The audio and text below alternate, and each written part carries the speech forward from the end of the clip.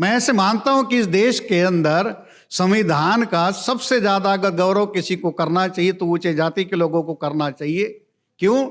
आज इतनी ज्यादा विपरीत परिस्थितियों में भी सबसे ज्यादा अगर वो सुरक्षित किस वजह से है तो उस संविधान की वजह से। तो जिस तरीके का राज वो चला रहे हैं, जिस तरीके का अनार्की उन्होंने भारत में पैदा किया है, अगर भारत के संविधान पर इस देश के मूल निवासियों का विश्वास नहीं होता तो कब के इस देश के टुकड़े हो गए होते और देश में इतनी ज्यादा अराजकता फैली होती कि आज ये जो बारूद के ढेर पर बैठे हुए जो ऊंचे जाति के लोग हैं, ये कब के उस ढेर से, उस बारूद के अपने बनाए हुए बारूद के ढेर से फट गए हो।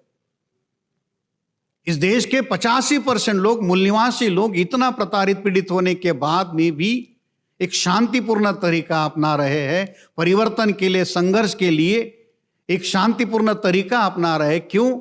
क्योंकि उनका इन संवैधानिक मूल्यों पर विश्वास है।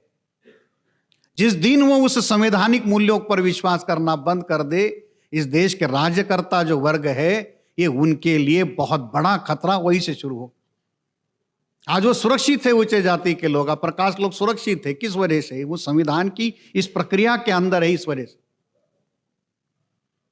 अगर ये प्रक्रिया का संरक्षण नहीं होता उनको तो इस देश में बहुत पहले ही, हमने आजू बाजू देखा, पाकिस्तान और बाकी एरिया में भी हमने देखा कि किस तरीके के हालात वहां बने हैं। मगर भारत में इतनी विपरीत परिस्थितियों की सरकारें आई, विभिन्न मतलब जो एक दूसरे के अपोजिट आइडियोलॉजी वाली सरकारें रही, मगर फिर भी इस देश के अंदर देश की एकता और अखंडता को कायम रखने का काम हुआ।